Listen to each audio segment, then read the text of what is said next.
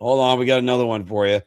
1, 2, 3. You respect my attitude, USA! Oh, mama, don't you cry. Oh, mama, don't you cry! USA hockey is do or die. USA hockey is do or die! Take a hockey stick in my hand. Take a hockey stick in my hand! Go on off to a foreign land. Going off to a foreign land! Play said I'd be a star. Play said I'd be a star! USA hockey will go very far. USA hockey will go very far! Take the Gatorade in your glass. Take the Gatorade in your glass! We just kicked your We just kicked your...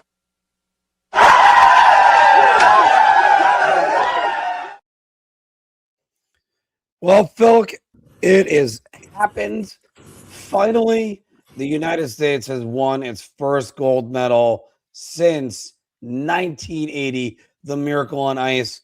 And we can talk more about the history of whether or not they should have won another one before that in a moment.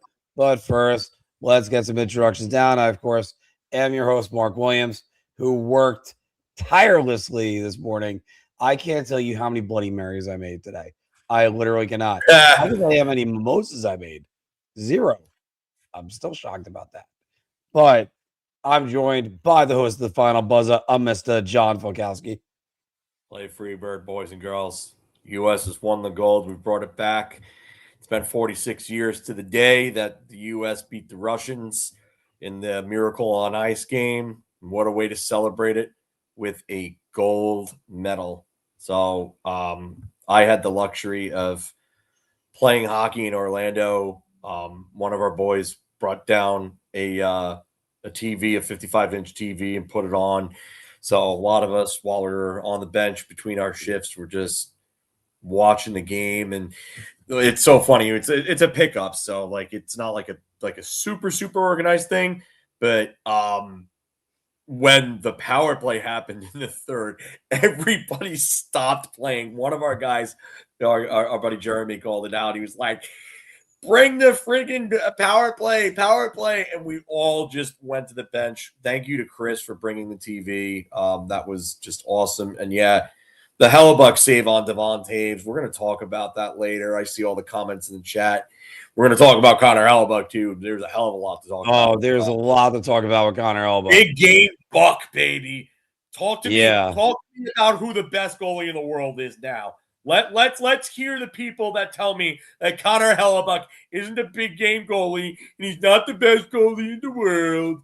All this other crap. That guy is the man.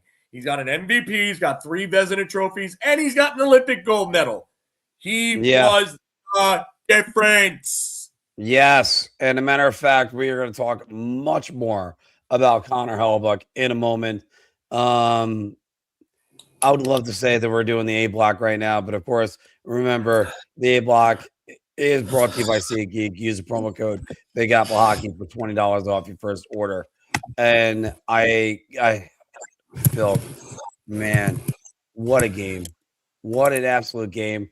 And first, let's talk about the Goodrow family was in attendance with the USA teammates, former Calgary Flames teammate Matthew Goodrow, and former Columbus Blue Jackets teammate Zach Werenski was on hand. Zach Werenski, by the way, chef's kiss. He was incredible today, especially on the game. He was incredible throughout the tournament. And again, Phil, you know what? Cale Makar was my midseason MVP. I'm going to change that now. And it has nothing to do with the Olympics. Zach Werenski's coming on, and he's proving how well he could be for Columbus. And not for nothing, he doesn't have a Nate McKinnon and a Marty Nate just fall back with. But the United States would beat Canada 2-1, winning their first gold medal since the Miracle on Ice 40 years ago to the very day. First off, Phil, did you listen to the Herb Brooks speech via Kurt Russell today before the game? No, I did not. But I will tell you, I saw this video and I reposted it on my Twitter, and I reposted it probably at about I don't know, like 12:30 in the morning. Mhm. And it was from John Ziegler, Zygmunt Freud, Zigmanfreud is the Twitter handle, and it got like over 6,000 likes. But it was a clip of the U.S. history in hockey, including the 1980 win. But someone remixed it, and they had the Canada, the Sidney Crosby gold medal, golden goal, and some of their their downs and ups and downs. But somebody remixed it to the Avengers speech in Endgame, the whatever it takes speech. And Mhm. what right now, I reposted it at 12:18 in the morning. I probably didn't get to sleep for another hour because I was just pumped. Yeah. Like it was one of the sickest edits I've ever seen. So yeah, and we'll talk about this later. We'll talk about this later. Yeah, because after all, I listened to a guy that I like a lot. By the way, Jim Behringer is going to be jumping on with us in 15 minutes, guys. Yeah, Um, buddy. but I listened to the Steve Dangle thing today, and I can't help but bring up this quote again. Well, first off, let's get to some of the details of the game. Sidney Crosby out, lower body. Let's give Sidney Crosby some credit before we even move on. Sidney Crosby wanted to be there for the team. Was he on the bench, Phil? I didn't know whether or not he was on the I bench. don't think so. Okay, but he was there in the medal ceremony. He still showed up. The guy didn't made a play a second of this game. He still showed up. Look, a winner does that. They show up when they lose. That's what a winner does. So let me give credit to Sidney Crosby right away, but not even taking anything away from. Yeah, I did throw a finger at the TV, but that was because I was being a little bit energetic at the time. Sidney Crosby's a winner and a class act. Well, I have to yeah, give and him some credit. that's why that man wears the C on that jersey. That's the Yes. guy that you want leading the charge. He's the guy. He's the captain. I mean, it's funny. I was talking about performances, and we'll get to other notable performances later. But Macklin Celebrini, man, like I remember saying he was one of probably the most well-rounded prospect I've ever seen when he was drafted. I did not think that he would turn into like that next Yzerman. Like Crosby ended up being that next Yzerman. Yeah. Like and probably even better than Yzerman because he dominated his time. 100%. Macklin Celebrini He had to change earlier in his career too. Yeah. So I mean, Macklin Celebrini looks like he's following that path, and I mean, it's just if you're following the same path that somebody like Sidney Crosby did, you're in some pretty good company. Phil, actually, you bring up a great topic we didn't even put in our rundown, but we're going to get to that later. We're going to talk about players after the Olympics. Who are you going to be looking at after the Olympics? That had a great Olympics. Can they carry this over into the season? We all know that there's going to be a bigger name on there that didn't even medal.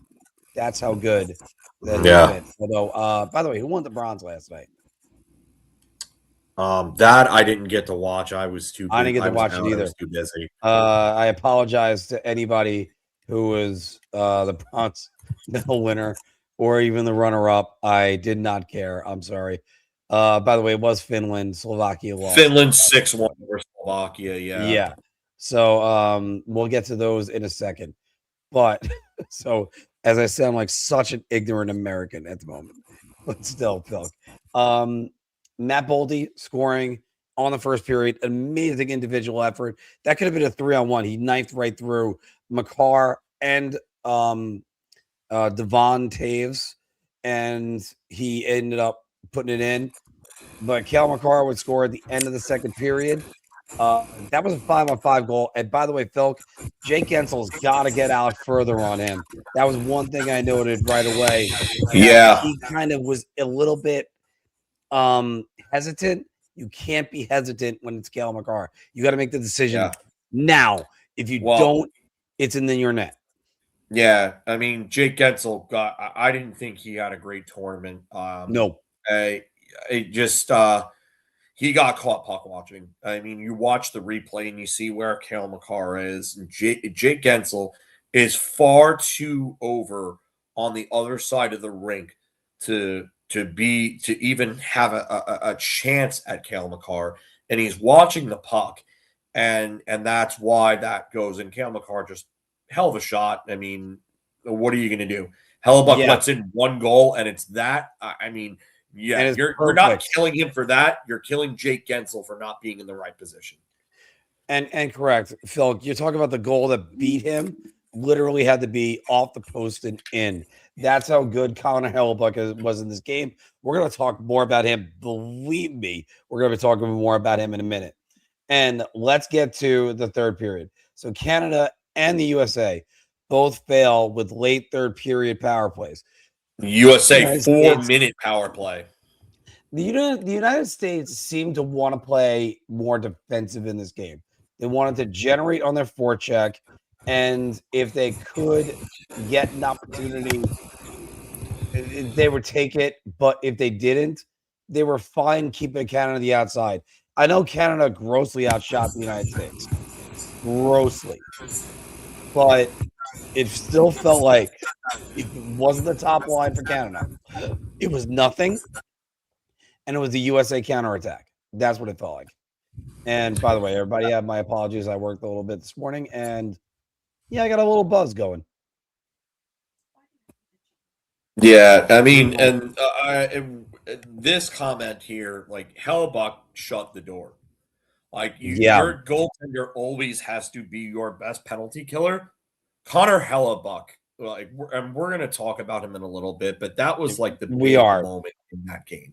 That was the absolute big moment in that game, the turning point. And yeah, that could have been a 2-1 Canada win right there. Nope. Absolutely nope. And another thing, USA 100% on the penalty kill for the entire tournament. My goodness. You know what? I'm guilty of it. I'll take my licks. I gave Billy Guerin a lot of shade for his roster construction. Yep. Me too. He a lot of people owe Billy Guerin an apology. I'm not sure about that. I'm not sure about that 100%. No, you absolutely are sure about it because he got this team a gold medal. He got this team a gold medal. And that's it. That they're right. End of discussion. Sorry. Okay, but would this be as close of a series or a game if he took Cole Caulfield and Jason Robertson over, say, JT Miller? You know, is Cole Caulfield on that penalty kill in the end of the game? No, but I will tell you this: Vinny Trocheck. Everybody is the one that's the guy everybody doubted. Why is Vinny Trocheck on this team? I said Vinny Trocheck stepped up. He wins faceoffs. He's a specialty teams player. And look, when the New York Rangers trade him in the next week, look, Johnny, I'm with you on You're everything. right, Johnny. You're Sorry. Right. JT Miller is still not the defensive stalwart. Don't listen to this guy. Don't listen to this guy. A lot of sour grapes over here. No, but I'm sorry. JT Miller's the one guy I look at. Look, you won. Great. And by the way, all right, fine. JT Miller was not great in this tournament. No, he wasn't. I will say, look at the Germany game. He made a few plays in this game where I will give him his credit.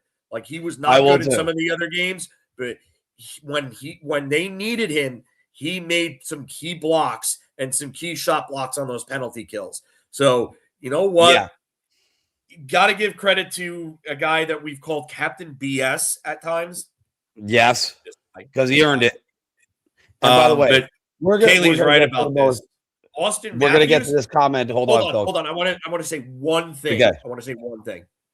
How do I hear this bad? Did Austin Matthews' performance not kind of remind you of 2014 playoff Rick Nash? Doing everything else but score? Yeah. And even at that, his scoring was still right there. I mean, was he... I think he also passed up on opportunities today. People talking about that earlier with him on the power play. He passed up a shot, and instead he passed literally. But yeah, and we can all sit there and scrutinize and say, "Oh, well, Jason Robertson should have been on there." Yeah, I Jason would agree Robertson's with the one you. guy. But here's the problem: they won. They won. Well, it's the same thing, Phil. It's just what I said before this all started. It's like what Herb Brooks' dad said to him after they watched the Squaw Valley team win the gold medal. He said, "I guess they got the right guy." Oh, okay. I get this sentiment, but you got to remember, 2030 is 4 years away. Vinny Trocheck ain't making that roster. JT Miller is likely not making that roster. No, Like there's going to be a young Jason infusion. Robertson making that roster. Yes, We don't call Caulfield this. That's what we got. Robertson and Caulfield will likely make that because they're going to be two of the better goal scorers in the league for a while. By the way, I just want to say my hair is so messed up because we had a busy day over at Boss Brokers. We will have videos on that coming. Is this guy serious? Are you serious right now? You're worried about your perfect little hair. Let me get the world's smallest violin. And I'm just saying my hair looks terrible. It looks like a balding. Oh, my God. Well, Phil, I mean, you're not going to trade places with me, so I don't want No, you got a good bald head. You can shave it anytime you want. No. I don't want to hear it from you. I don't want to hear it. That's it. All right. But, Phil, let's get into this. The most maligned guy we thought. Phil, it's starting to sound like a good idea, Johnny. The most maligned guy from going into this tournament, you could argue the guy that everybody looked at and went, "Why is this guy here?" is Jack Hughes. And for those of you who don't know, that is my lovely wife. Yes, thank you, Maria.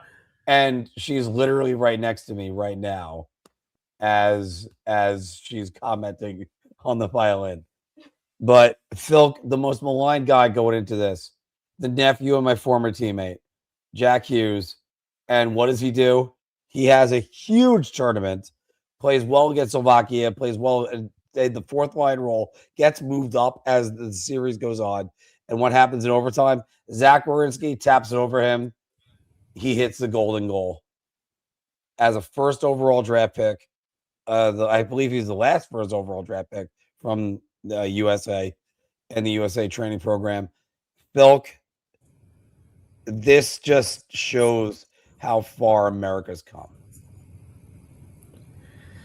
Yeah, I mean, it's good to see the new generation step up and win because you look back at some of these tournaments.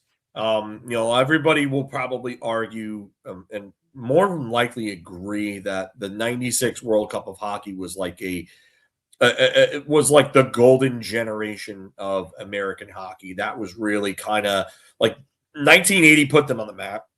Yeah, 1996 like that enforced everything. The guys that are playing today are directly influenced by the guys from '96. Like you ask, and then you have the guys that saw 2010 and 2010 like Patrick Kane. How many players on that team grew up idolizing Kane? A lot, including Jack Hughes.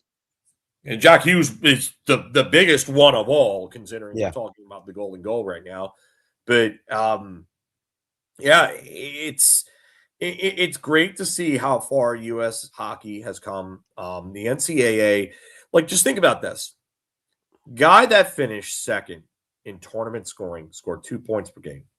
He's 19 years old. Where did he play hockey before the NHL? Boston University. Which is the NCAA. Correct. And which is USA hockey. Yeah. And the guy that's going to go Canadian. number one overall in this year's draft, where is he playing? The Penn State University. Which is USA hockey. He is Canadian. USHL, by the way, shout out to Logan Renkowski, a friend of mine, and Johnny Lazarus as well, who became the second player in the USHL to hit the 30-goal mark this season for the Sioux Falls Stampede. So we're talking about development and USA hockey and the USHL. Had to throw that shout out in there. That's awesome. Maybe we could have Logan on with us one day. We'd love to have him on. I'd love to have Jack Hughes on, even though I've thrown a lot of shade at Jack over the last year. I threw some shade at Jack earlier on in the tournament. I wanted more out of him, and he delivered today. What he got? He delivered today. They're great players. Answer the critics. That's a simple way to say it. Phil, there's one other team I want you to mention, and everybody neglects to mention them because they didn't win it all, and that's the 2002 team. The 2002 team was literally almost equivalent to the Soviets. That's how dominant they were in the round robin, and in a way, they went up 3-0 over Russia in the silver medal or the second round, the semifinals. But you look at that team. You talk about Mike Modano, Keith Tkachuk, obviously Matthew and Brady's dad, Brian Leach, Chris Chelios, John LeClaire, Jeremy Roenick. We're talking about Hall of Famer. But that team, a lot of those guys were exiting their prime. Like I was funny. I was having a discussion about transitional teams with somebody the other day, and that was a team that was kind of like their last hurrah. And who was the coach?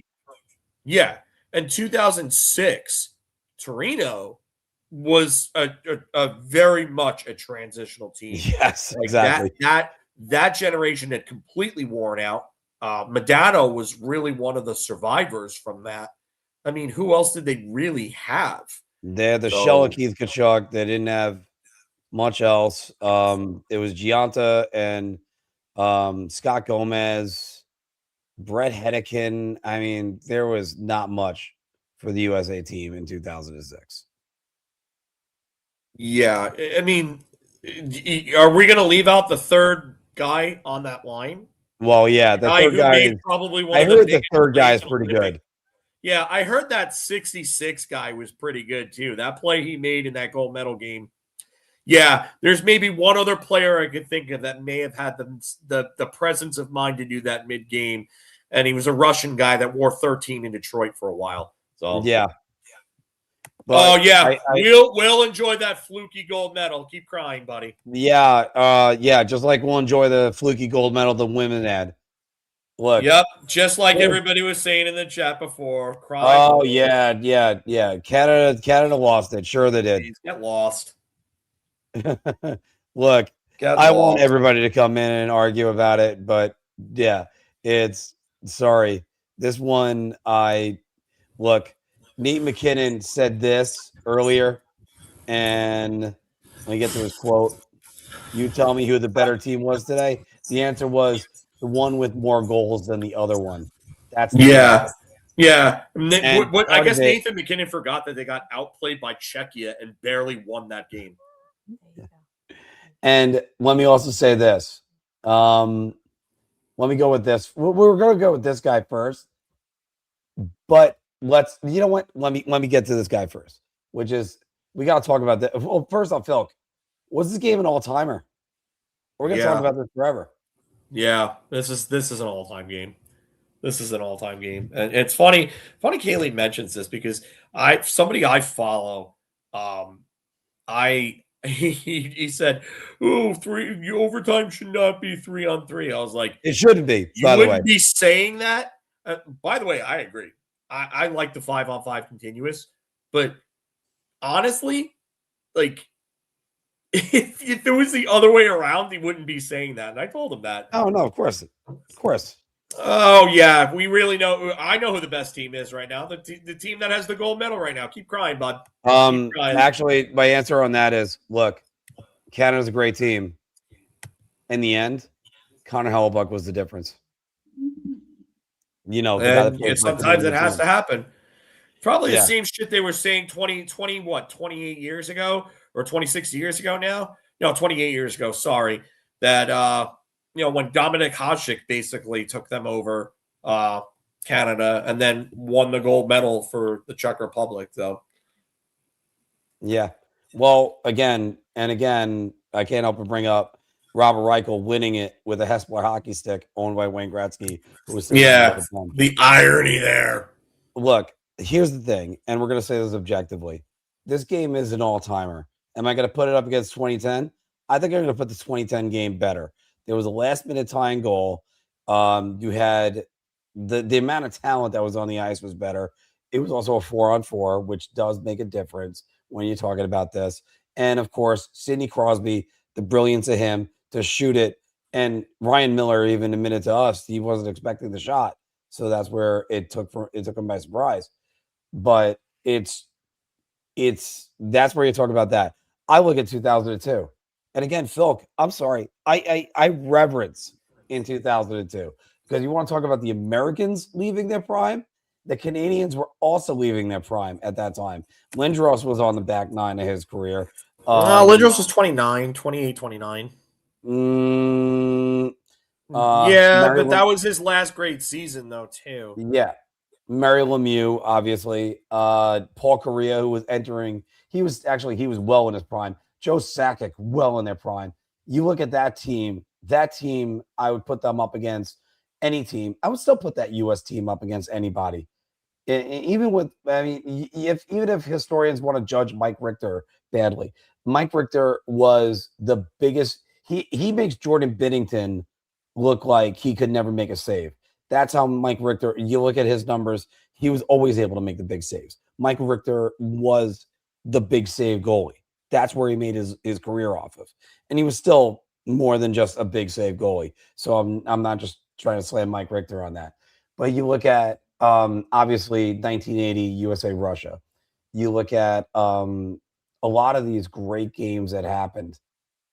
I mean, even if you want to go into the Summit Series, I don't know which one I would choose from that, or even the Canada Cup. I mean, obviously, Lemieux to Gretzky to Lemieux is one of the biggest moments we could ever think of. Phil, this is an amazing game. It's got a lot to compete against.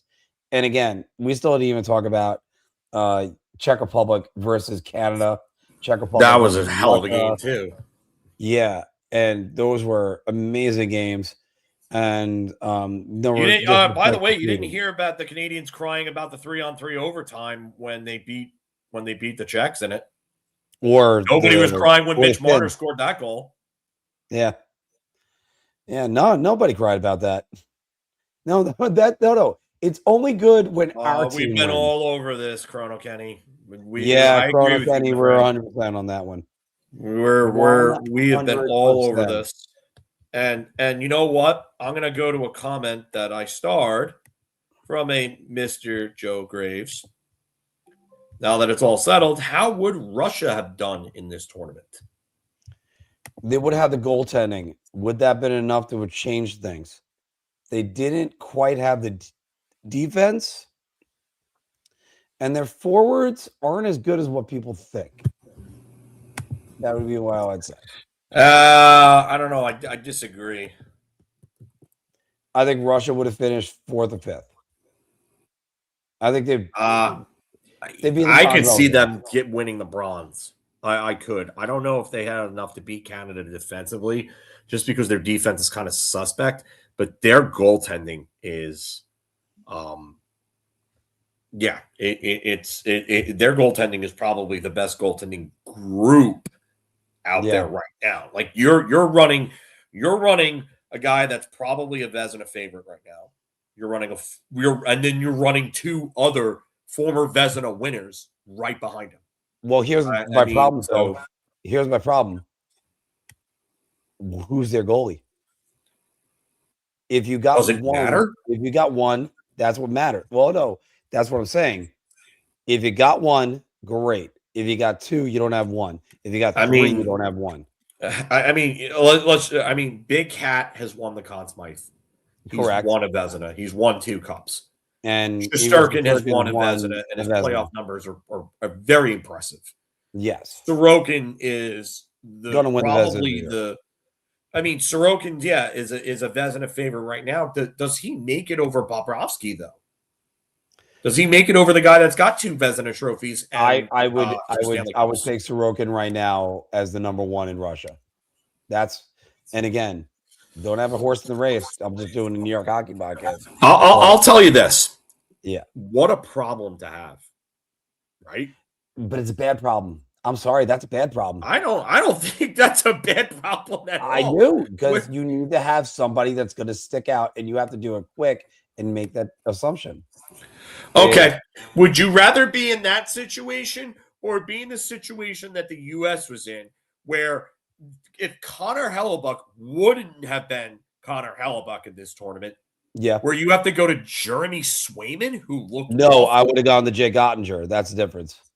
Yeah, but your depth after that is Jeremy Swayman, who looked terrible.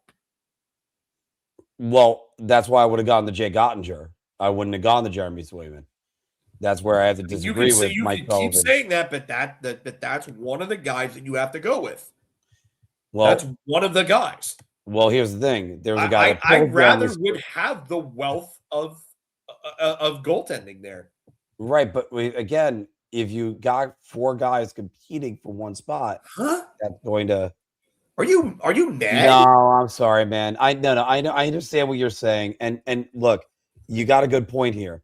It should be like a bit of. No, he wouldn't have said that in 2010. And no, the gold medal game, it's not a best of 7 series. Yeah, no. Long the Olympics would take. Yeah, the Olympics would take up until March, and look, that's not going to happen.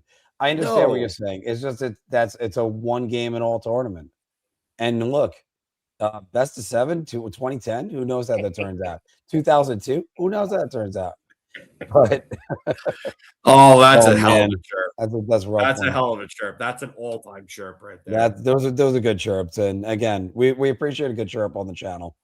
But as far as this goes, no, you can't have a 7-game series for a gold medal. It would take too long. Logistically, not even possible. Let's extend the olive bridge. Do you think the Olympics should be a best of 3? Of course not.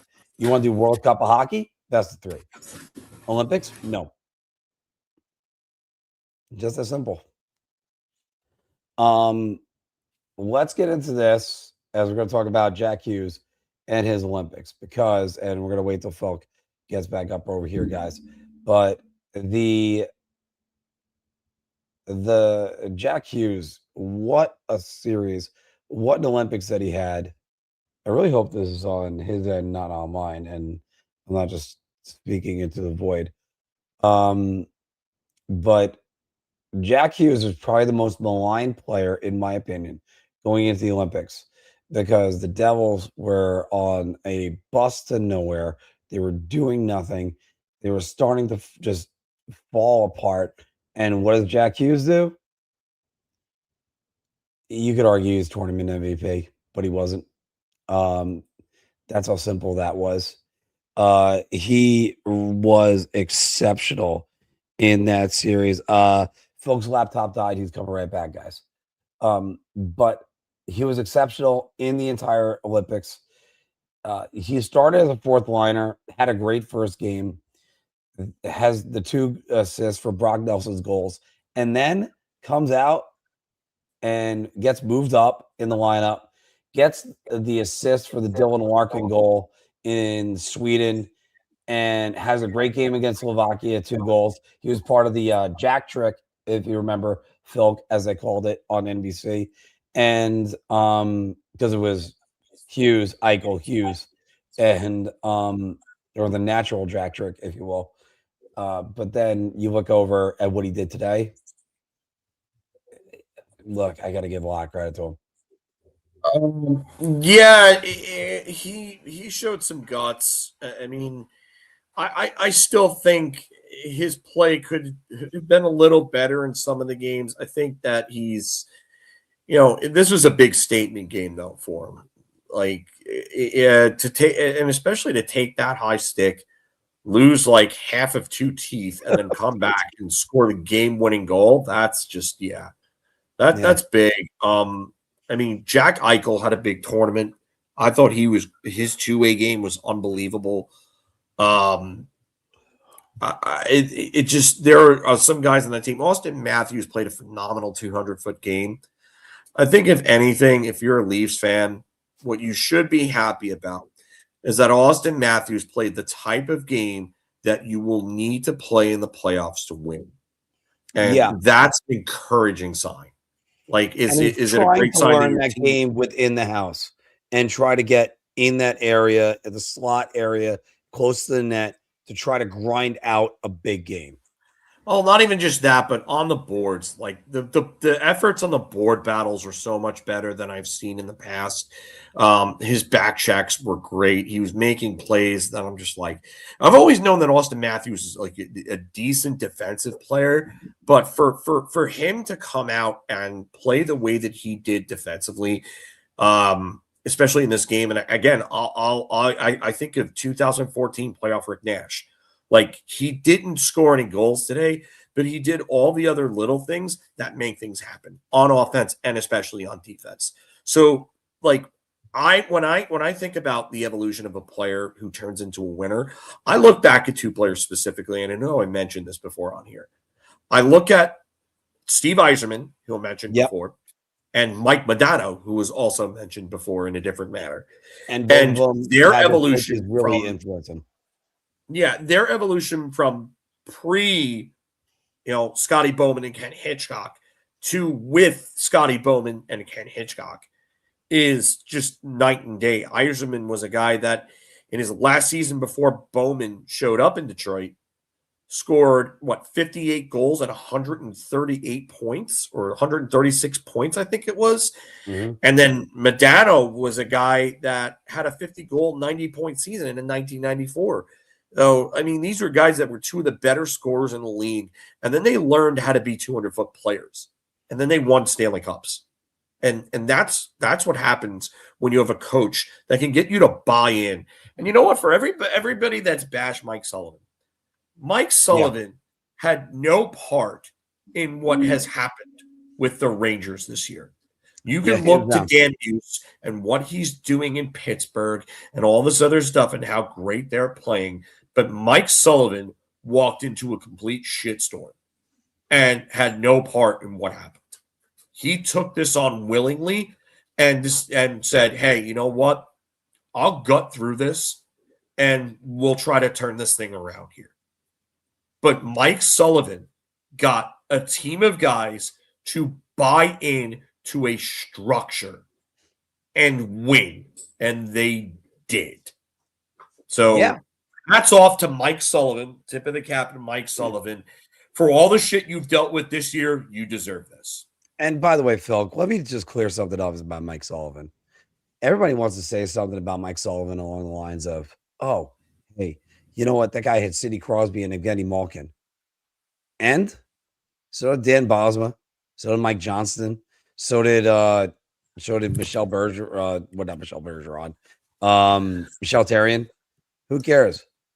Bosma was able to coach out a Stanley Cup out of one of those guys. Out of one half of those seasons. But he was a disappointment the rest of them. Mike Sullivan was able to win a Stanley Cup with the Pittsburgh Penguins with their third-string goaltender, and he did it twice. And he got a championship defense out of Trevor Daley, out of Jordan Schultz, out of Justin Schultz. Justin Schultz, sorry, not Jordan. Thank you. Out of guys that you're like, really? This is what you're getting a Stanley Cup out of?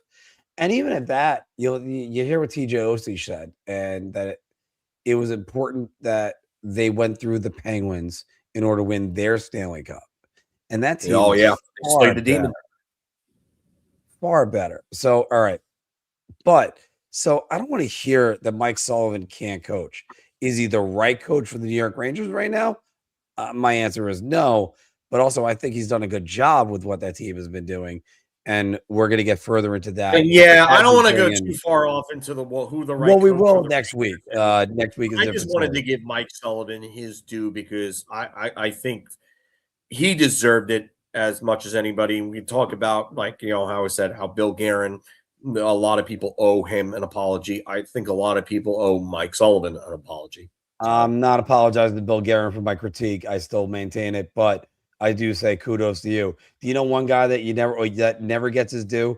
He never gets it no matter what, is our own Jim Behringer, who's joining us right now. Jim, how you doing? What's up, fellas? How's everybody doing today? I hope everybody's having a good time. Real good, buddy. Hell I'm feeling yeah, like I'm having a baby. golden day. It feels good to be a golden day, right? Doesn't it feel good to win gold? It feels so good. It feels It so feels good. good to have a golden day. My voice is completely gone because all I've been screaming is USA, trying to get a bar full of people at 8 a.m. in the morning to chant USA and to have positive attitudes. But then again, I'm happy to see as I'm burping in the middle of this. Happy I was able to serve out countless amounts of Bloody Marys, including one to my lovely wife, and it was a great day. Oh, it's absolutely a great day. Look, I'll say this. This is the best coaching job Mike Sullivan's done since they won a Stanley Cup in Pittsburgh. Boom. I'll say this. He made me eat some words, but this was the best coaching job he's done since he's won back-to-back Stanley Cups with the Pittsburgh Penguins. Defensively, this is the best any team has looked. Now, granted, let's be honest, these guys are all elite players. So, I mean, look, that to me is that's a factor in this. But this team made a lot of people eat some crow. And Jack, like I said, I tweeted it out. I'll say it again. I have zero problem with eating words about certain players on this team, certain coaches. I want guys to go prove me wrong. That's what I want professionals to go do. Michael Jordan took things personally. Jack Hughes has taken things personally. He had a great tournament. He was played in the right position. This team played great defensively. But I think Jack Hughes said it best. Without Connor Hellebuyck, there's no gold medal today. You guys probably touched on this already. Actually, we haven't. We were saving it. We haven't. We were holding off on that. Yeah. Actually, but Jim, finish the thought about that guy down below. Yeah, I mean, look, Jack Hughes set 4 goals, leads the tournament, golden goal, right? A lot of criticism coming into the tournament. Could he play at the Olympics? Could he play in the big moments?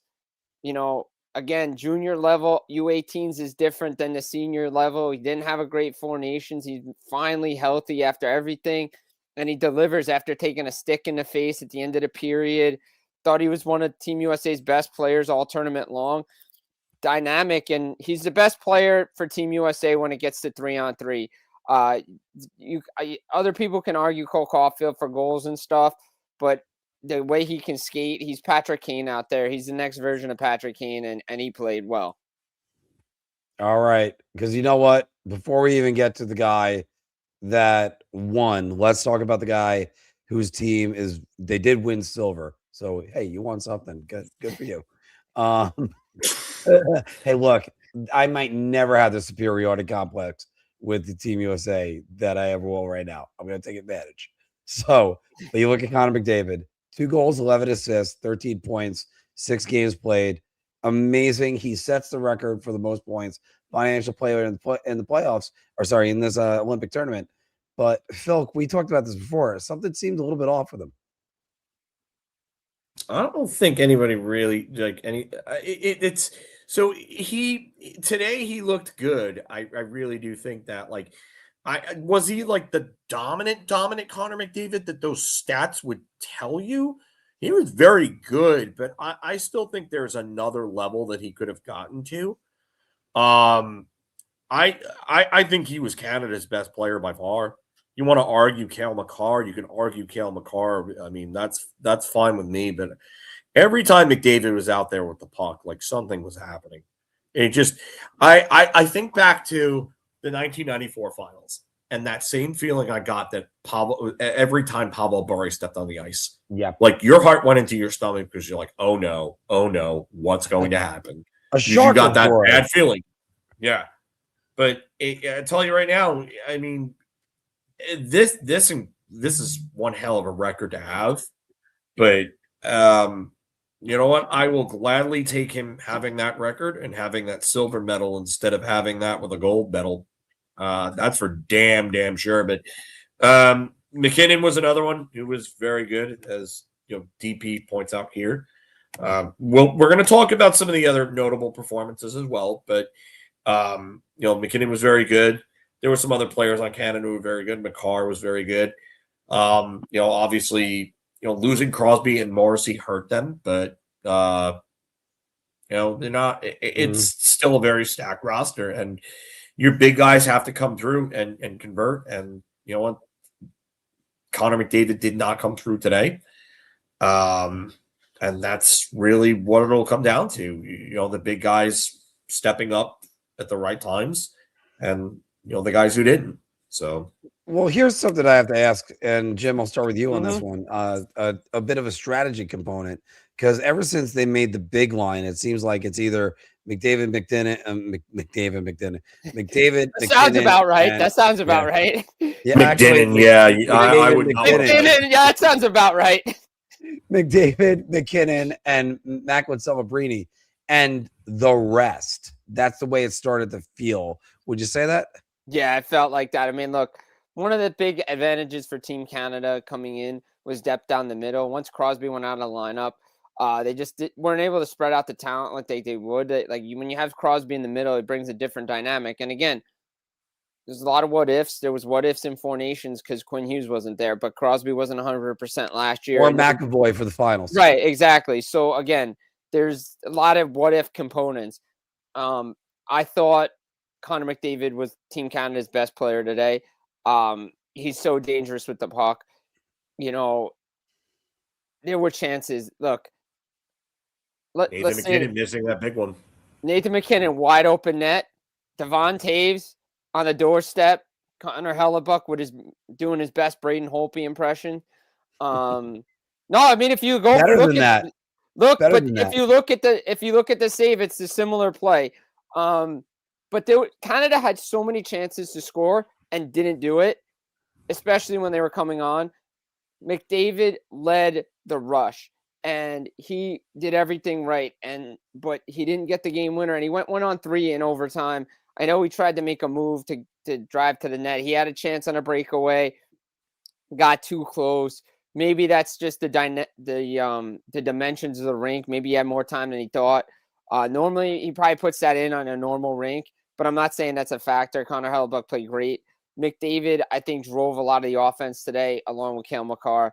But it was everybody else along with, those two guys, because it just didn't feel like they had the depth. I thought the Wilson, Bennett, Marchand line actually had shifts in Team USA's zone, but he needed more from other guys on that roster. Again, Yeah. why is Sam Reinhart not playing more? The guy has scored big Stanley Cup playoff goals for the Florida Panthers. You have him on a team for a reason. I think he needed to be on the ice more. 57 I'm goals. not going to How do you question not put him on? I don't want to. I'm not questioning the coach, but I think. Yeah.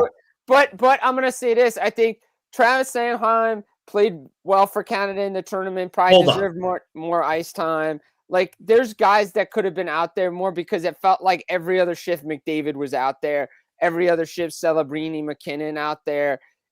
They had guys that could put pucks in the net, and it seemed like it was 97, 29, and 17 all the time.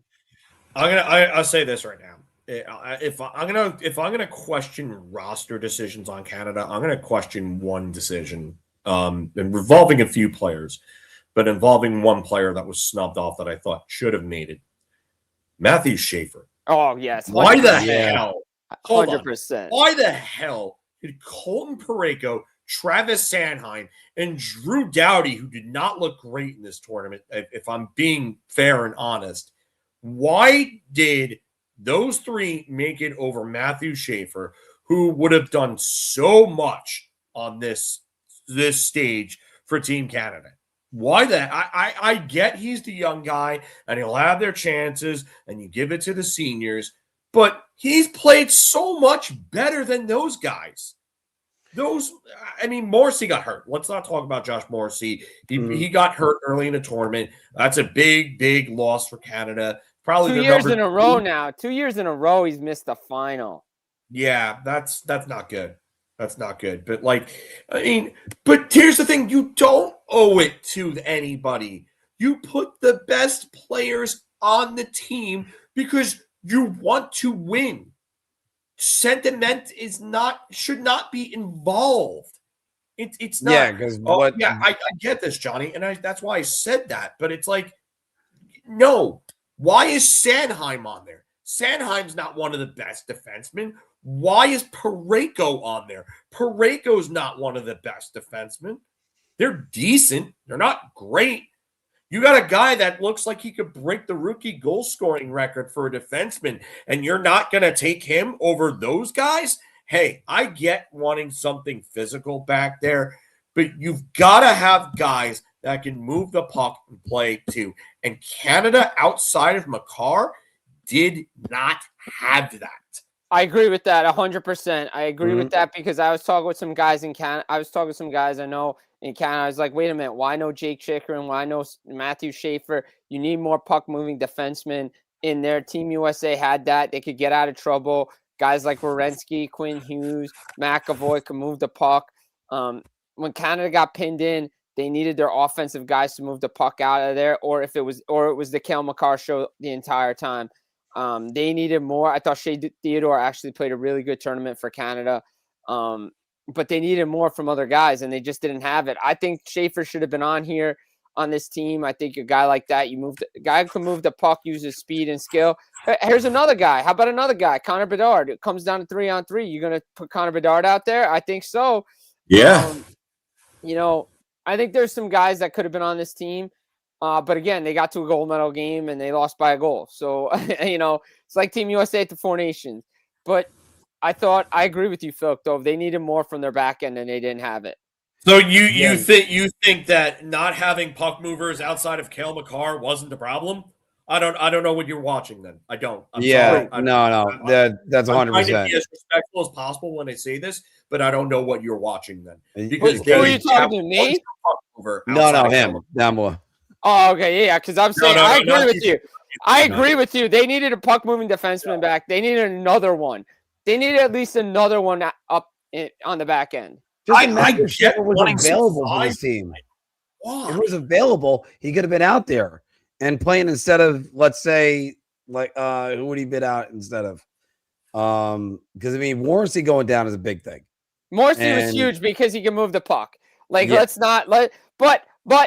we have to give credit because this can't be it diminishes what Team USA did. No, it didn't. They beat their arch rival with the team that was out there, with the guys that were in the lineup. That's who they beat. We can dissect it left and right, but I do believe that Team Canada needed another puck-moving defenseman back. Yeah. Evan Bouchard's taken a lot of trash and a lot of flack. I don't know how well Evan Bouchard plays in this tournament like this, just because defensively all year he's not been good. Can you protect him? Tell me right now, would you not want to have him on there for a shot?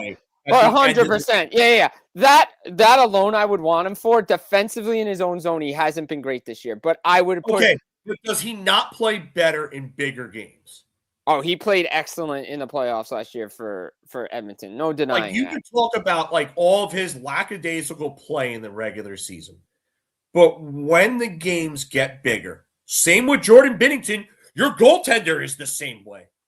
Your goaltender doesn't do anything in the regular season, but the minute the stakes get higher, he plays like he's a Vezina caliber all-world goaltender. And give Jordan Binnington all the credit. He might not have been nearly as tested as Connor Hellebuyck, obviously. But when he was called upon, he was good. He was very good. Yeah, he was excellent. He was excellent today. Look, the two goals that beat him, the first goal, Boldy makes a great move, right? And it's the first shot of the game. Everybody can debate me about whether another goalie's in there or not. That's the first shot of the game for a goaltender. That's a tough one to stop. Yeah, you don't want to warm up to that. No, you don't want to warm up to that one. The second one, the Jack Hughes goal, just slid under his pad. He was moving left to right, and it got under. Yeah, but he was wide open in the slot, uncovered. Right, and the one before that, on a cross-eyed speed, by the way. Right, but think about that. Jack's brother Quinn. If Binnington doesn't get his glove on it, that's in the net. Yep. Yeah. Fair. Yep. So he played well enough, and don't forget, he made a couple of big saves on the 4-minute power play for Team USA at the end of the third period with the scrambles in front. He made some big saves for Team Canada. I thought that scramble in front, that was going in. Me too. That's what I thought was going. I thought that was going in. I thought that was going to be the game. And look, I understand you might want to not listen to Americans talk about the roster, But what I'm going to say with this is there's 3 guys we can name right off the top of our heads on the blue line alone that go, maybe they could have been a little bit more helpful. Maybe like Matthew Schaefer, who's leading the league in defenseman rookie goal scoring. Darren Radish, who's up there in defenseman scoring, or Jacob Chikrin, who's up there in defenseman scoring. Jacob Chikrin's American. Oh, that's right, Jacob Chikrin. Yeah, he's I keep forgetting. I thought he had dual citizenship. Yeah, but he. I think he has dual citizenship though. But he did declare he could play for Team USA.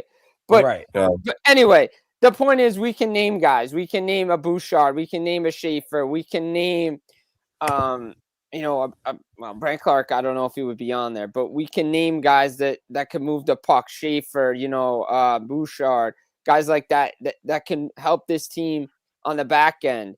There were other options they could have used. Yeah, no, and I'm not. It's not about trashing the roster. It's just when you don't win, there's going to be questioning of it. Yeah. Exactly. There's always questioning of it. Like, always questioning. What did I say? What did I say before this whole thing happened? I said that if the U.S. didn't win or they didn't medal, then Billy Guerin was going to have a lot of questions to answer. Yeah. Yep. Did I not? We all said it. We all said it. Got questions to answer. Exactly. We all said it. We came on here the day the U.S. roster was announced and said that, hey, why is Cole Caulfield not here? Why isn't Jason Robertson here? Why is all this guy's not here? Like, look, you know what? Yeah. Didn't see you crying when Mitch Marner scored that goal to knock out Czechia, buddy. First of all, let's get to the format real quick. By the way, should have been 5-on-5. Well, outside of that, I agree. It should be 5-on-5. I like the World Cup of Hockey will be 5-on-5 because it'd be NHL rules. But let's go to the fact in 2010 it was 4-on-4 in overtime. Okay, like Crosby scored it was 4-on-4. They didn't cry then. No, they didn't cry. I don't really care what the format is in overtime. Like, I don't really care. I just don't want to see a shootout. I'd rather see this than a shootout. Like, I don't want to see a shootout to determine a gold medal. I remember all the Canadian fans online on sites like HF Boards and Hockey Trade Rumors and all that other stuff when Jonathan Toews shot how many times in a shootout against Peter Mueller in the 2007 gold medal game for the World Junior Championships. They weren't crying about that then. Well, TJ Oshie, Jesus. TJ Oshie. Yeah, exactly. 2014. Well, you want Oshie and Oshie. Yeah, but you mean that's pretty good. Hey, that's pretty good. That's pretty good. Oshie is Oshie. Yeah, but how many times? How many 45 rounds? shots, and you only scored on 44 of them. That's what happened. Look, we're gonna get to that in a second, Dave. FYI, Tage Thompson scored the game-winning golden goal in the same format in the 2025 World Championships to end the drought for Team USA. So It's the double IHF rules. They're the ones that changed it. It has nothing to do with the IOC. It has nothing to do with the NHL. These are the double IHF rules. This is what they play by. Thank you, Jim. And I don't want to be a hockey snob. I hate being a hockey snob. Like, I really do. But you're bringing up an excellent point. Because if you watch the World Juniors, if you watch the World Championships, if you watch the Women's Worlds and all that stuff, these are the double IHF rules after 2019. By the way, Team USA won a gold medal beating Canada in a shootout in the World Juniors. Like, I think a lot of people would have preferred that game to have longer overtime. Yeah. So they changed it. So they changed their format because of that. They didn't want shootouts determining gold medals. But let's be honest about something else right now. Yeah. And that's, yes, Connor McDavid was the MVP of the tournament. Sorry, the gold medal MVP is this guy, Connor Hellebuyck. Oh, he sheds without a doubt. When he makes that save on Devon Toews, and he just lays the stick out, and Devon Toews made sure that puck was going in the net. He bats it out. We all looked at it and went at the bar going, that didn't go in? That didn't go in? And I saw the play. I'm watching the television. I'm watching it, and I see the pass, and I'm like, that's a goal. And I'm like, how the hell did that not go in the net? I'm like, that's a goal. I'm like, how did that? And then I look, I'm like, holy crap, he got a piece of it. I'm like, that's a hell of a save by Hellebuyck. Like I said, I just put it on my Hellebuyck of a save. Yeah. Look at this guy today. What is this? Is something about the golden goal? Buck. That's Look, what his name is now. He is I a agree. game buck for me. I agree. 1 goal against in a gold medal game. He's given up. Think about this for a second. Outside of the 2 junk goals against Slovakia in a blowout game, he's given up 2 goals to Sweden and Canada in the quarterfinals and in the final. He held the best Canadian roster we've seen at the Olympics to 1 goal. 1 goal. One goal. Like, I'm sorry, but Connor Hellebuyck, without Connor Hellebuyck, Team USA is not golden today. Yeah, seriously. I mean, you're complaining about this, but Connor McDavid had a chance to put that game away. Yeah. He had a breakaway late in the third, and what happened? He came up short. Well, he had a breakaway. He had a breakaway in the second to tie the game, too. Remember, he just ran out of real estate. Yeah. So, I mean, look, Hellebuyck was the reason they won the game. I'll say this. I think this was the best game he's played all season. I think this was the best game I've seen him play in a long, long time. In his career, I'd say. Yeah, I think outside of the run the Jets made in 2018 to the Western Conference Final, where he had some really, really good games, this is the most aggressive I've seen him play. He looked poised. He did not look shaky at all. Like, he just was locked in. He really was. Well, let me just say this, and I'm not trying to slam any commenters or anything or any viewers, but they didn't change the rules. They would have been the same rules from Canada. Stop it. The United States won by the rules that were there. Look, it just to me, goal. I wrote it on NHLRumors.com. The rule book says 2019 they changed the rules to 20 minutes 3-on-3 because they wanted to get rid of overtime, to get rid of the shootout. We all prefer the 5-on-5 continuous overtime in the Stanley Cup playoffs. Every hockey fan does. Here's my biggest thing. I'm going to go back to this comment here from Rankin Pick. You're complaining about the 3-on-3 when you have not only these 3 guys, but you probably have one of the most dominant 3v3 defensemen in the league in Cale Makar. Cry me a river.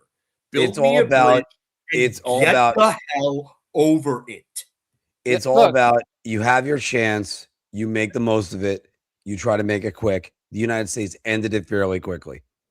And that's the point of 3-on-3 overtime, 20 minutes. They want this game over, right? Like Marner scored. By the way, Marner scored 3-on-3 overtime goal. Here's the thing. Why were they under so much pressure to get this game ended before closing ceremonies? This is the last game. This is the last event. Yeah. Why did they need to schedule it now and alienate everybody on the West Coast of the United States, which was stupid? You lost so much viewership that way. And then have it going at 8:00 in the morning on a Sunday. It was dumb. No, Phil, I have to stop you there. I'm sorry, man. The world should not care about the West Coast of the United States. Yeah, they get the easy time zone when football comes on. Like, don't worry about it. Like, let's be honest.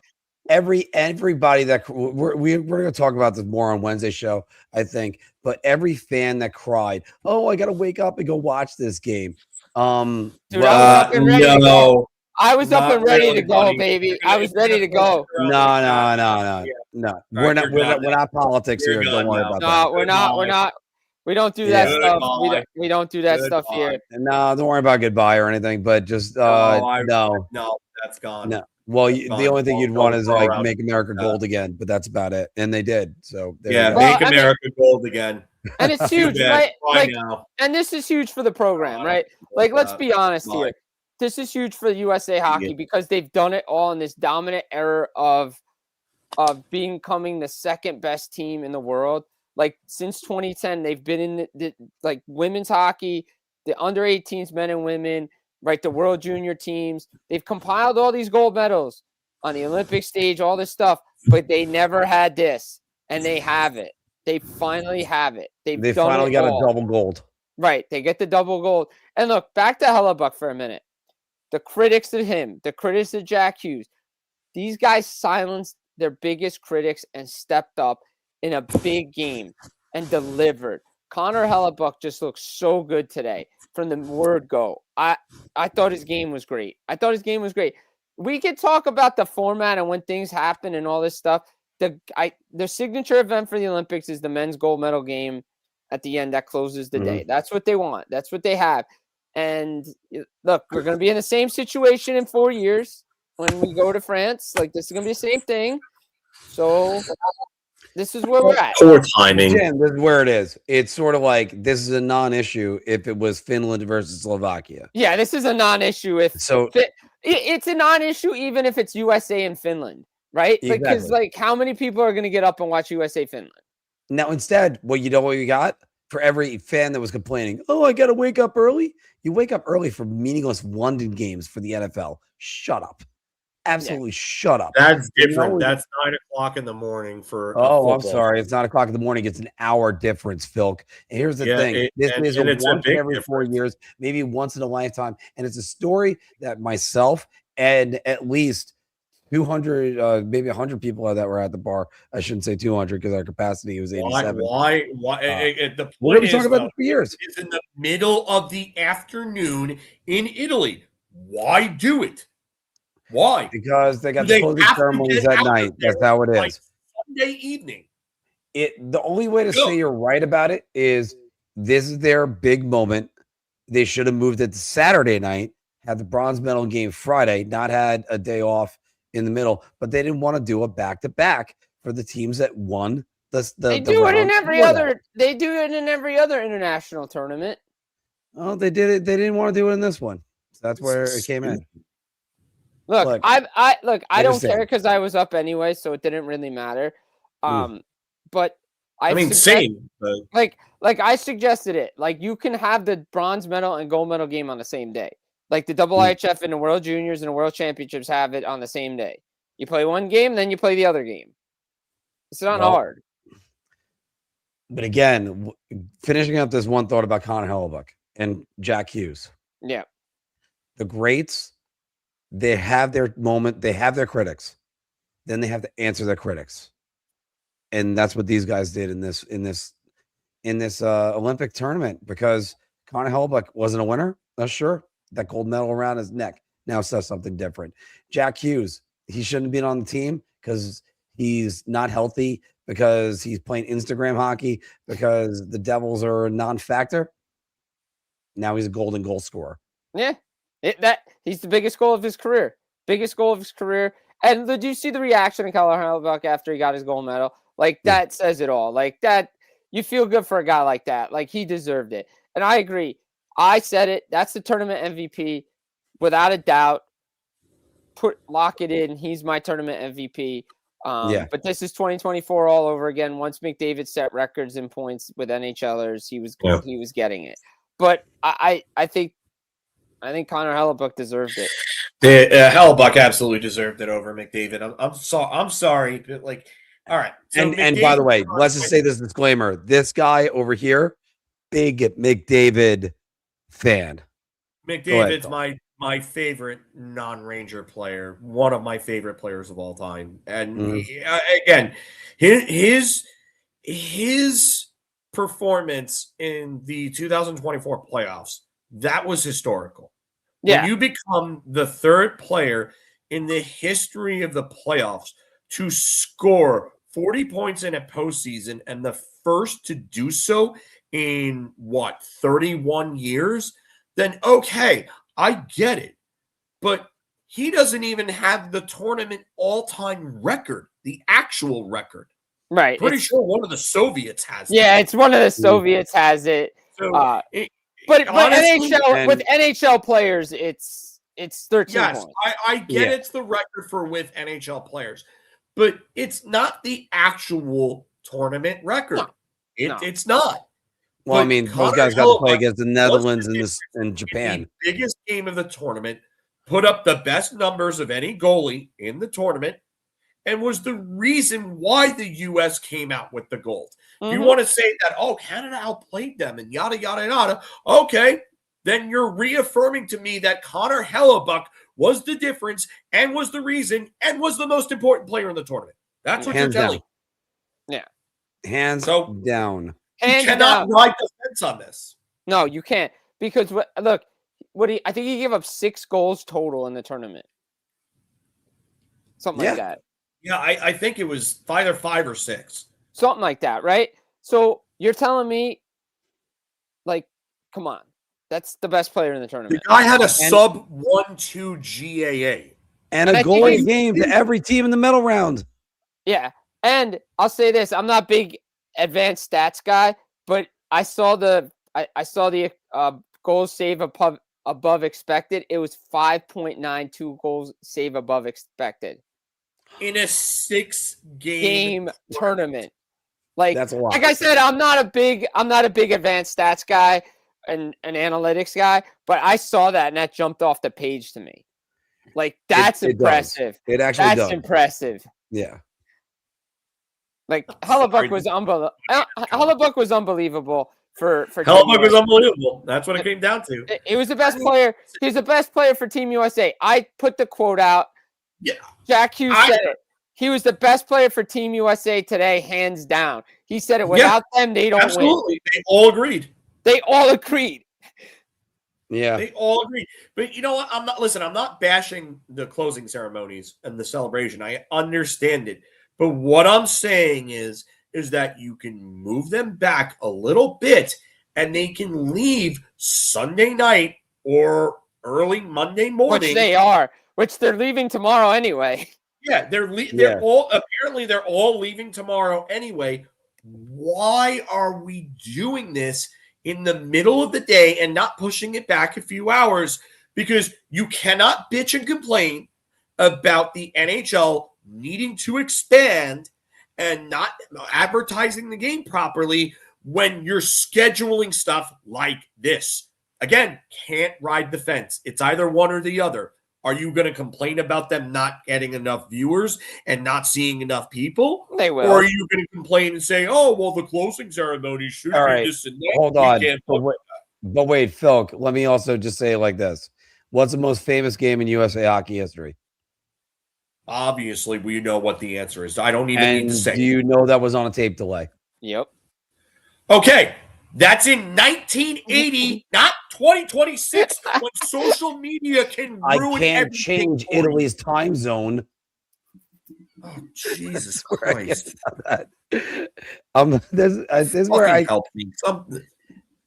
Well, it is what it is. Unfortunately, that's where I have to say it is what it is.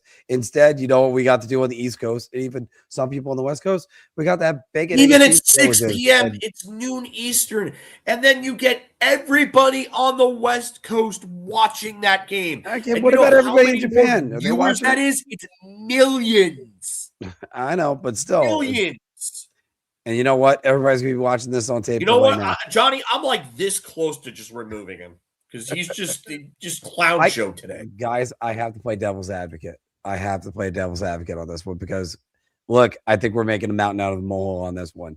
But let me ask this one question before we go to some freestyle comments and other things.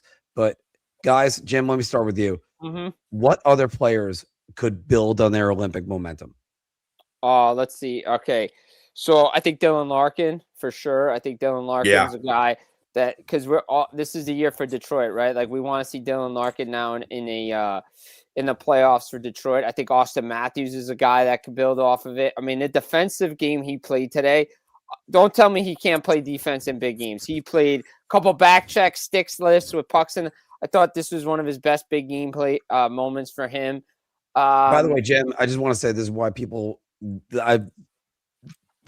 fight me on this. There's a Selke trophy in Austin Matthews' future. He was nominated, by the way, people don't forget this. He was nominated for a Selke under Sheldon Keefe when Sheldon Keefe was coaching. So, like, I'm not saying it's the reason for it, but he's good two-way. Tage Thompson, played well in a power play. I think it could have seen a little bit more from him, but I think he can carry it over into the Buffalo season because he did from the World Championships. Well, obviously, Hellebuyck can carry it over for Winnipeg. I don't think they're making a playoffs, but I think he silenced a bunch of critics there. You know, I mean, the Hughes brothers obviously goes without saying. Those guys, but Quinn Hughes is a monster anyway, so Yeah, I'll throw out the easy one for everybody. That's kind of a given. I'm gonna throw out some other names that, like, for me. I think one more. I'm gonna just throw this out one more, but it's not from this game. I think Lucas Raymond from Sweden is gonna carry. Sorry. Yeah, I hate you. We were on the same wavelength. Shit, I'm my bad, man. Jim, I got to jump in and say, because I did say it just now and nobody heard me, but you're Filkowski. There's another one. Yeah. Go ahead. I mean, listen, that's something that I'm gonna have to go a little further off the board then. And I guess coming back to a team as stacked and as talented it is, but Marty Necas had a hell of a tournament. And, you know, for a team that everybody looks at and says, oh, well, you know, the real big gun on Czechia is David Pastrnak. Marty Necas looked real good with the puck when he got it. So for me, Marty Necas was a guy that I think is going to come back and have a pretty strong finish, especially with that Colorado team. All those guys are going to come back, and now you're going to get a pissed off McKinnon and Makar because they lost in that gold medal game, and you know that they're going to give every team hell, absolute hell that they play. So Necas is only going to benefit from that. I mean, Necas got his own hell he's got to unleash. So I agree with you guys. Yeah, I think he should come back with a real chip on his shoulder too, because they were that close to beating Canada. By the way, Connor Hellebuyck got an assist on the final goal. I'm just saying he got an assist. Nice. You know, you think about it. I think a guy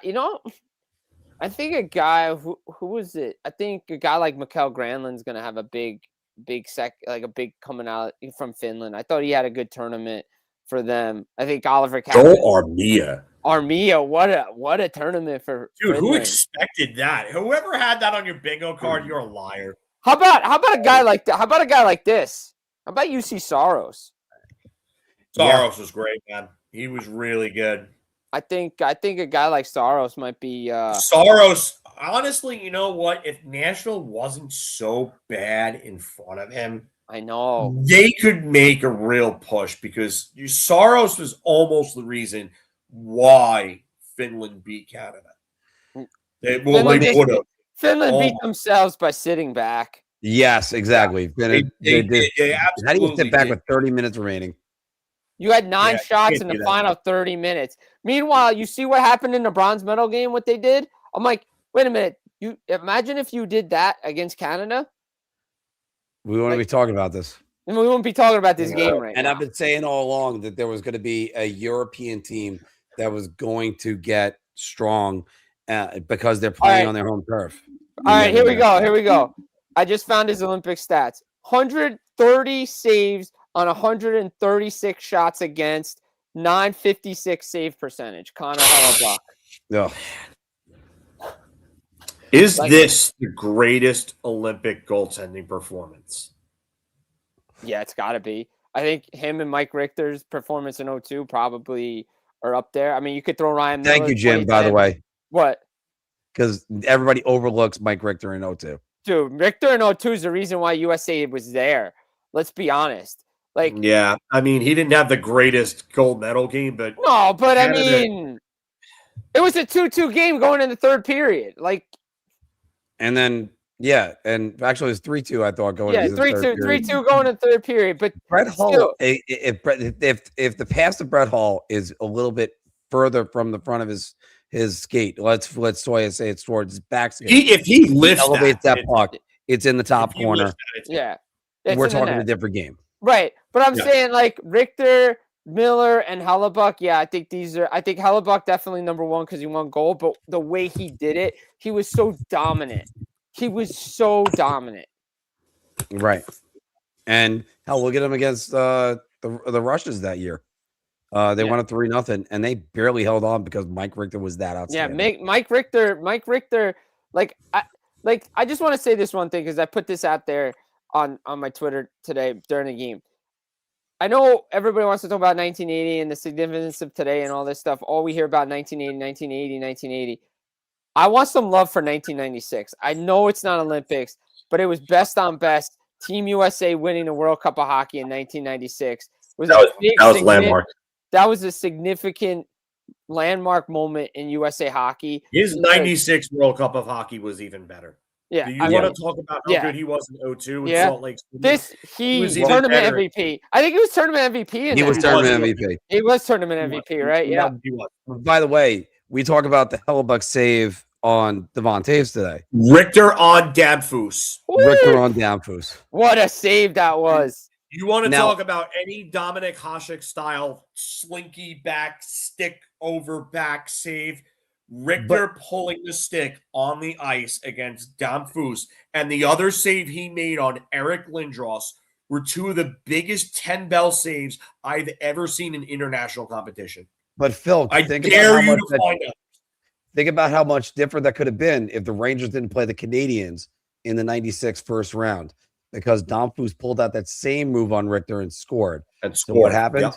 He pulls it out on Richter. Richter knows it, stops it, a la Pavel Bore in the All-Star game. I was just going to say 94 All-Star game, game 4 of the Stanley Cup Finals. Yep. Dude, I dare anybody tell me Prime Mike Richter wasn't one of the top 5 goalies in the league at that time.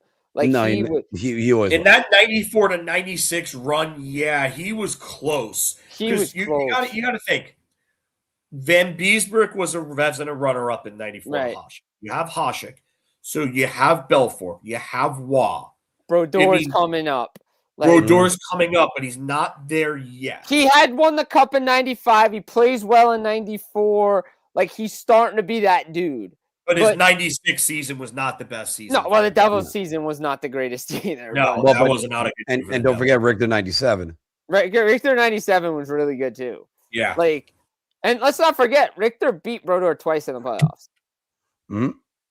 And 94, like, 97. And like, not to get off track here because we're talking about USA stuff, but I remember Richter in 97 against the Devils in the second round. He had 10-bell saves against New Jersey in like games 3 and 4 in the Garden. That I'm like, how the heck did they not score? Like, this guy, like, look, I know a lot of people are like, oh, how's this Devil guy, like, you know, the joke was around my friend is Richter was my boy, but I love the way Mike Richter played, but he's a Team USA guy, and he just played so well. But as we're talking about performances, yeah, Connor Hellebuyck, this Olympics, but Mike Richter performance in 02 and Ryan Miller, to me, right there, you know. Ryan Miller was phenomenal in 2010. Ryan Miller he won tournament MVP and he won best goaltender. Yeah. And the guy was cheered everywhere he went, including Pittsburgh, where the guy that scored the game-winning goal was the captain of the team. Yeah. So it says everything you need to know about that. Man. Just it's amazing, guys. It's amazing how this tournament went. Oh, by the way, I do have to apologize to Skip Bayless because apparently the NHL needs to adopt 3-on-3 in overtime. I'm not going to lie to you. I don't think there is anything better in sports than 5-on-5 playoff hockey overtime. Nothing. Because when that goal goes in, like when Winnipeg beat St. Louis, the place went that nuts. kind of helped get a monkey off Hellebuyck's back. But that game tying goal and from Cole Perfetti. Oh, man. Yeah, just my goodness. Just oh. And look, and for anybody that's wondering how I'm thinking, I'd be thinking the same thing if Canada won. This was a great tournament. Hell, Wednesday arguably was the best day to ever be a hockey fan. Yeah. And look, Wednesday was fun. As Kira's saying right here, I hope the it's never going 3. It's never gonna. It'll never happen because first of all, it's never gonna happen. But Phil, you mentioned something. Game 7 against St. Louis, they were down. How many big saves did Hellebuyck come up with in the third period to keep them in that game? Yeah, tremendous. Absolutely tremendous in that game. Like, and then Cole Perfetti, 1.4 seconds remaining. Yeah. Are you kidding me? Look, I'll say this. We all love the continuous 5-on-5 overtime in the playoffs. We all know some of the big moments. But let's not kid ourselves. About after the second overtime, the play does go down. Like the actual gameplay A little go bit. down. A little, sure. A little bit. Like it does go down a little bit. Usually the last 10 minutes of the first overtime is when it goes down. Yeah. And then it starts picking up after the second 10 minutes of the next overtime. Yeah. The euphoria of your team scoring that goal to win that game. I mean, I could say it for myself. 2000, Game 6, double overtime, Jason Arnott. I mean, to win a Stanley Cup in the overtime is ridiculous. I mean, and don't forget that series, Mike Modano scored triple overtime in Game 5, and I'm like, this is a hell of a hockey game. I was disappointed the Devils didn't win the game, but I'm like, this is a hell of a hockey game. Yeah, I mean, yeah, exactly. But the relative competition is still thrilling because you got two teams that are tired. You know they're gassed. You know that they're running on fumes, and they're still giving it everything that they have. And they're trading haymakers like two prize fighters looking for that WBC gold. So it's like Rocky IV, except they actually play defense. Yeah, exactly. And it's just it's awesome. So I mean, for me, I don't care what anybody says. Like that euphoria is better than sex. Don't care. Don't care. I honestly, I don't think there's a greater high that you can get than having your team. If your team, all right, so let's just say it's Game 7 in Stanley Cup Finals. It's triple overtime. That goal scores, your team scores the game winner. There is no greater feeling than that because the anxiety of a possible loss and the utter depression you're going to face afterwards and not having to experience it while you're with your friends and your family, experiencing one of the greatest moments of your life is just unbelievable. To me, I don't think there's anything better than that. I don't. I just don't. No. You know what, Filk, that's the best way to end it today. And we'll just do last comments just to finish this up. Jim, reflecting on today, 20 years from now, what are you telling your grandchildren or children? I'm saying Team USA finally ended a gold medal drought. And we, as much as we love 1980, we have a new moment that we could talk about in USA hockey history. USA hockey is officially here and here to stay. Filk, in 20 years, what are you telling your children?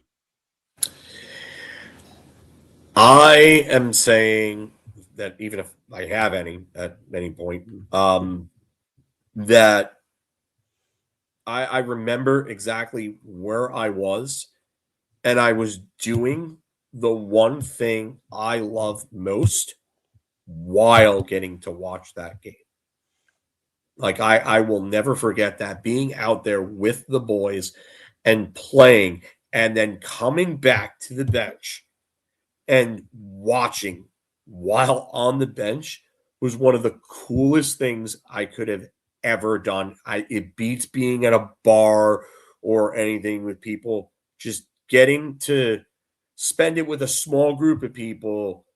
And my buddy's over here. I'm staying at his house, obviously. He was there too, playing in net. Just getting to do that was just magical. I wouldn't trade it in for anything. I look at this today and I just think it's a once in a lifetime thing. I was bartending for the gold medal game, and I was in the place I've been working at the last 16 years where I met this man that's to my left over here.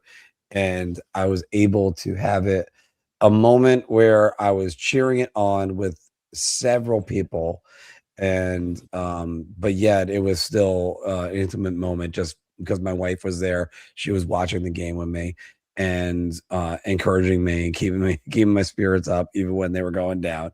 And it's still like it's where I could have many people, but I was also just one-on-one with somebody. That's what makes it great too. And also just the experience of being that person that was on the stage. I was the one leading the USA chants most of the time. And this is one time where we're all Americans. We're not thinking about anything else. We just wanted to win the gold medal. And it's an incredible day. Look, nothing will ever replace 1980 in history. Nothing. Let's understand that. No. And It's again, different, but it's different. it was much different. It was It the was world. way different. Much It was different. way different. And The also, world it was close to being amateur. set on fire. Right, but it was also amateurs against professionals, against probably the greatest hockey team ever, and they beat them.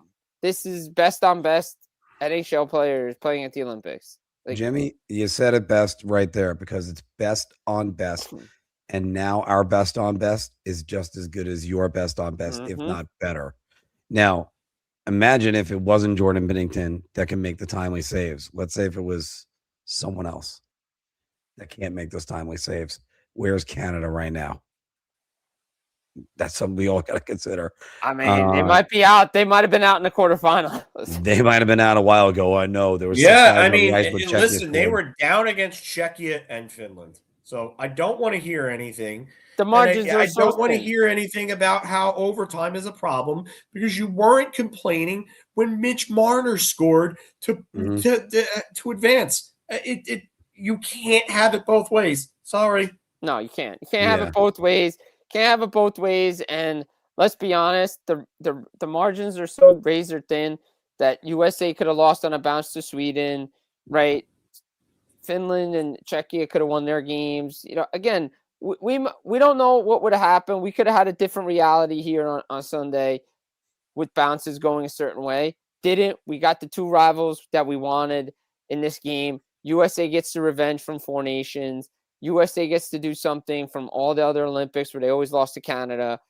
Now everybody's even Steven in these big games. And, you know, you got a rivalry because, again, I'll say it. They've done it, and they beat Canada on every other level except the men's senior level at the Olympics. They finally did it. Mm-hmm. And finally, they won a winner-take-all game against Canada, which has not been happening. But, guys, we're going to sign it off right here. We had the last 90 minutes talking about this. It has been absolutely phenomenal afternoon. It's great to have you guys. Make sure you join us on our Wednesday show. And we got a lot more hockey we're going to be talking about this week. It is great having all of you with us, guys. Thank you very much.